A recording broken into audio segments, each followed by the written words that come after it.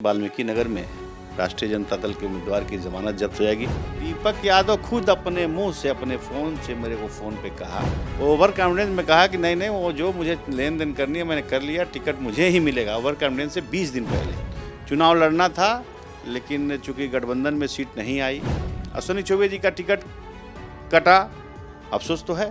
तो मोदी के बाद अगर कोई है तो योगी हैं, और 2029 में योगी जी ही पीएम बनेंगे, ये भी मेरा वचन है। लोकल आदमी चाहिए, चंपारण का वासी चाहिए। जनता की नज़र में सुनील कुशवाहा अच्छे हैं, जनता जिसे पसंद करती है, पार्टियां और नेता उसे पसंद नहीं करते।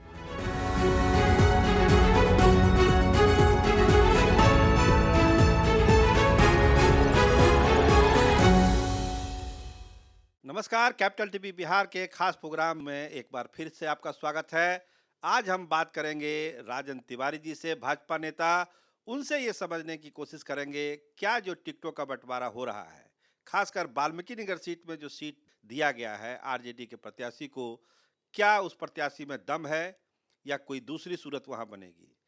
एक चर्चा ये भी थी कि राजन तिवारी भी वहां चुनाव लड़ सकते हैं। लालू जी से भी मिले भी थे, लेकिन वो बार बार बोलते हैं कि मैं उनकी खैरियत पूछने गया था, टिकट मांगने नहीं गया था।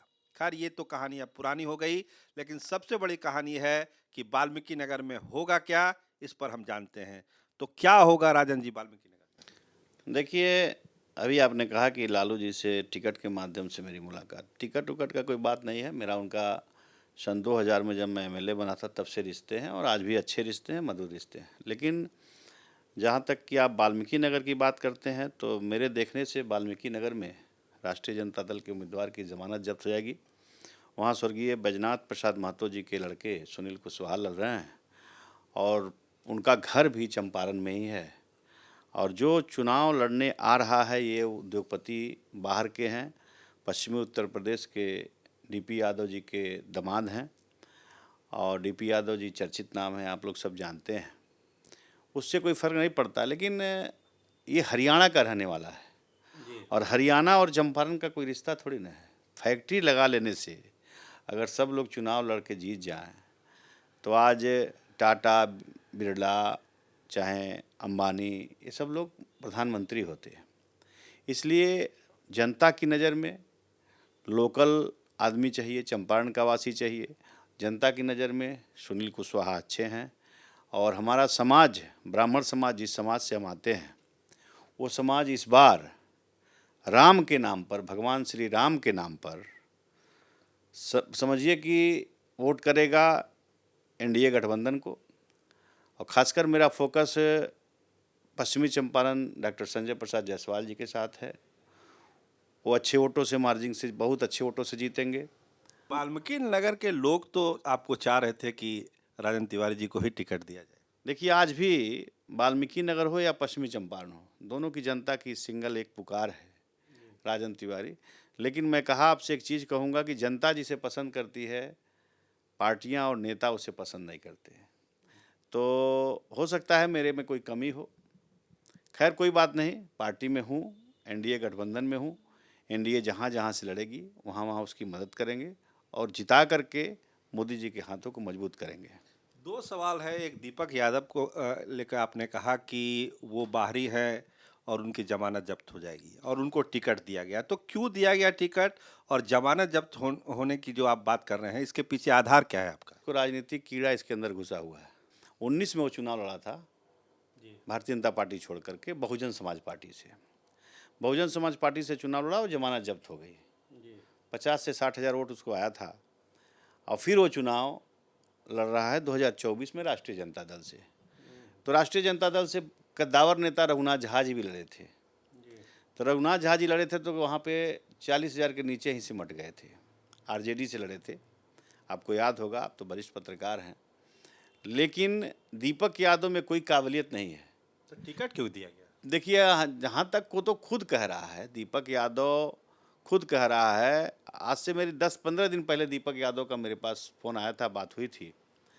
मैंने पूछा था, हमने हो सकता है कि हमसे पूछा क्या हो रहा है राजनीति के बारे में, तो हमने कहा था अब तो भाजपा में हो, मैं भी भाजपा में हूँ, टिकट तो सिर्फ मतलब यहाँ प्रचार किया जाएगा। तो बोला नहीं नहीं, मैं तो भाजपा छोड़ दूंगा और मुझे राष्ट्रीय जनता दल से चुनाव लड़ना है। तो हमने कहा कि हो सकता है वो सीट गठबंधन में कहीं चली जाए, ना आवे, कांग्रेस का सीट है वो।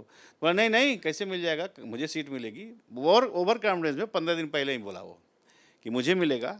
हमने कहा कैसे, कहा है जो लेन देन था मैंने कर लिया है और उस परिवार को मैं जानता हूँ कैसे टिकट देता है। ये तो बड़ा आरोप लगा रहे हैं लेन देन का, जो दीपक यादव के हवाले से। तो क्या इस सब की चीजें जो हो रही है बिहार के लोकतंत्र में, ये कोई अच्छी बात है क्या, पैसे से टिकट देना? दीपक यादव खुद अपने मुंह से अपने फ़ोन से मेरे को फ़ोन पे कहा, मेरे नंबर पे, जो मेरा पर्सनल नंबर है, कोई भी चेक कर सकता है। पहले उसके जीएम का फ़ोन आया कि भैया बात करना चाहते हैं, तो मैंने कहा कोई बात नहीं, वो तो हमारे दोस्त का दामाद है तो बात कर सकता है। वो ओवर कॉन्फिडेंस में कहा कि नहीं नहीं, वो जो मुझे लेन देन करनी है मैंने कर लिया, टिकट मुझे ही मिलेगा, ओवर कॉन्फिडेंस से 20 दिन पहले। तो हम उसी दिन अवाक हो गए। हमने कहा इतना कॉन्फिडेंस से बोल रहा है, और उसी दिन बोला था कि 7 को प्रोग्राम लगा है, यहाँ तेजस्वी आएंगे और तेजस्वी जी हमारी यही घोषणा करेंगे।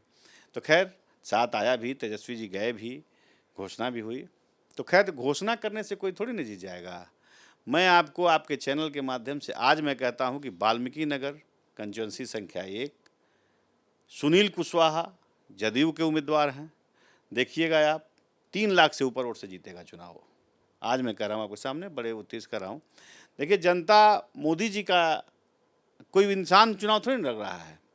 एनडीए गठबंधन में पूरे भारत में कोई भी चुनाव नहीं लड़ रहा है, और न जनता उस उम्मीदवार को वोट देने जा रही है। मोदी और योगी के नाम पे वोट मिल रहा है, राम के नाम पर वोट मिल रहा है। तो कोई भी लड़ जाएगा तो लड़ाई देगा और जीतेगा। आप कह रहे हैं कि लोग कह रहे हैं कि मोदी के नाम पर वोट पड़ रहा है, आप योगी का भी नाम जोड़ रहे हैं। देखिए मोदी जी अभी वर्तमान हैं और योगी जी भविष्य हैं। 2029 में आपके चैनल के माध्यम से मैं आज कह रहा हूँ, चूँकि मैं भी गोरखपुर जनपद का रहने वाला हूँ, मेरा ननिहाल, मेरा जन्मस्थान बिहार है, मोतिहारी में। लेकिन मेरी भी लालसा है कि हमारे गोरखपुर की सरजमी से जिस व्यक्ति का इतना नाम हुआ, आज देश में योगी योगी पुकार रहा है, तो कम से कम मेरे भी गोरखपुर का, हमारे पीठाधीश्वर, हमारे गोरखनाथ बाबा के शिष्य, उनके महंत देश के तख्तो-ताज पे बैठे और देश के प्रधानमंत्री बने। तो मोदी के बाद अगर कोई है तो योगी हैं, और 2029 में योगी जी ही पीएम बनेंगे, ये भी मेरा वचन है। तो एक बड़ा दावा और बड़ी भविष्यवाणी भी राजन तिवारी जी कर रहे हैं। तो एक भविष्यवाणी उनसे और जानते हैं कि चंपारण सहित बिहार में क्या स्थिति रहेगी और चंपारण की सीटों पर एनडीए का परफॉर्मेंस कैसा रहेगा?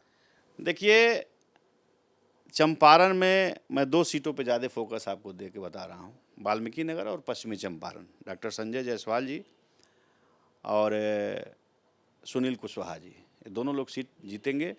वैसे एनडीए की सारी सीटें जीतेंगे। मोतिहारी तो मेरा गृह जिला ही है, बगल में गोपालगंज है, ये सब सारी सीटें एनडीए गठबंधन जीतेगी। हाँ, मोतिहारी में थोड़ा टफ है, क्योंकि अगले पारी ही हमारे सांसद जी राधा मोहन जी बोले थे कि मेरा अंतिम चुनाव है, आप लोग मुझे मत दें, मेरा उम्र हो गया है, अगली बार मैं चुनाव नहीं लड़ूंगा। लेकिन पार्टी किस मजबूरी में, किस परिस्थिति में उनको पुनः उम्मीदवार बनाई, तो खैर पार्टी ने जब उम्मीदवार बना दिया तो हम लोग को स्वीकार है, हम लोग तो मदद करेंगे करेंगे। लेकिन जनता में इसका आक्रोश है, मैं सच्चाई बोल रहा हूँ और सच्चाई बोलता भी हूँ।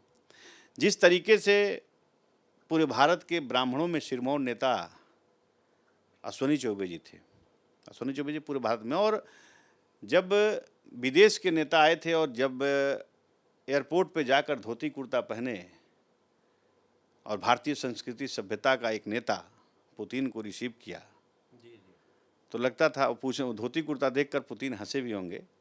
लेकिन ये झलक अश्विनी चौबे में दिखाई दी थी। अश्विनी चौबे जी का टिकट कटा, अफसोस तो है, लेकिन एक मिथिलेश तिवारी जी को मिला, वो भी ब्राह्मण है। मुझे ये नहीं कहना था, अगर टिकट देना ही था तो दूसरे किसी सीट पर देते थे। हमारी आबादी अपर कास्ट में सबसे ज़्यादा है, ब्राह्मण की आबादी अपर कास्ट में सबसे ज़्यादा है, हम 4% के लगभग हैं। हमसे कम क्षत्रिय समाज की आबादी है, उससे कम भूमिहार समाज की आबादी है। लेकिन सबसे कम टिकट हमको क्यों? बिहार में सबसे कम सीटें हमें क्यों मिली, ये तो मुझे पूछना चाहिए। लेकिन अभी चुनाव का समय है, अभी हम नहीं पूछेंगे, लेकिन चुनाव के बाद ज़रूर इस पर हम चर्चा करेंगे कि ब्राह्मण समाज को क्यों दबाया जा रहा है। हालांकि हम लोग समाज की राजनीति नहीं करते, जमात की राजनीति करते और सब जात को लेकर चलने का काम करते हैं। दलित हो, अगला हो, पिछड़ा हो, सबको हम लोग गले लगा कर चलते हैं। लेकिन जब बात आती है तो थोड़ा सा मन में दर्द होता है कि हमारे समाज को काट कर उसी जगह वहीं दिया जाता है, अन्य जगह क्यों नहीं दिया गया। तो अश्विनी चौबे जी का जब राधा मोहन जी का टिकट नहीं कटा, जब और नेताओं का टिकट नहीं कटा जो अश्विनी चौबे से भी ज़्यादा एज के थे, तो अश्विनी चौबे का टिकट क्यों कटा, ये भी एक मार्केबल बात है। कटना चाहिए था, सबका कटना चाहिए था, नहीं कटना चाहिए था, किसी का नहीं कटना चाहिए था। फिर रिपीट करते, जब मोदी जी के नाम पर सब जीत रहा है तो टिकट काटने का क्या मतलब। और जब काटना है तो सबका काटना है, फिर युवा चेहरा को लाइए आप।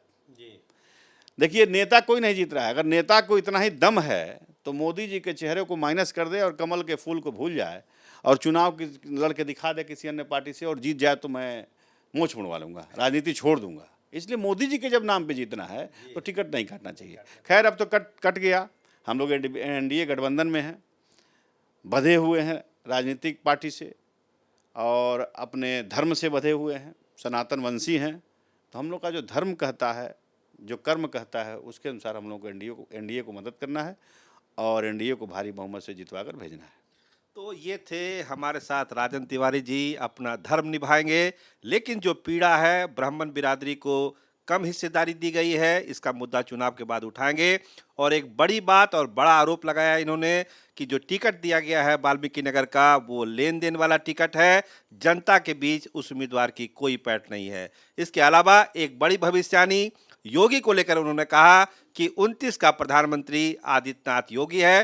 तो देखिए, ढेर सारी बातें, ढेर सारे आरोप, ढेर सारी भविष्यवाणियां राजन तिवारी जी ने की है। अब क्या, कौन सही है, कौन गलत है, जनता इसका फैसला कर देगी। कैमरामैन राकेश के साथ मैं सरोज सिंह, धन्यवाद, नमस्कार।